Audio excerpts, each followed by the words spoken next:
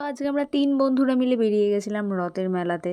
তো রথের মেলা এত সুন্দর হয়েছে, নাগরদোলাটা দেখলে ওই নাগরদোলাটা চড়ার জন্য এই বড় বড় মেয়েগুলো এত জ্বালাতন করেছে আমাকে, মানে জ্বালিয়ে পুড়িয়ে খেয়েছে পুরো মেলাটায়।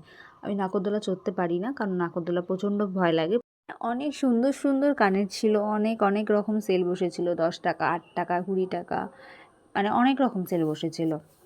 তো আমরা এখান থেকে কিছু জিনিস পছন্দ করেছি, সেইগুলো আর নেওয়া হয়নি।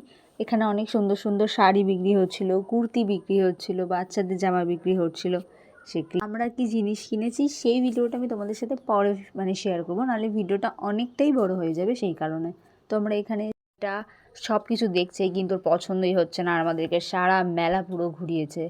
তারপরে আবার কি, আমাদের খিদা পেয়ে গেছে, আমরা দাঁড়িয়ে একটু ঘুগনি খেয়ে নিলাম, আরও কিছু খেয়েছিলাম, সেই ভিডিওগুলো নেওয়া হয়নি। মানে যে কটা জিনিস দেখছি মেয়েগুলোর সব কিছু পছন্দ হচ্ছে, বলো ওদেরকে কি করি আমি।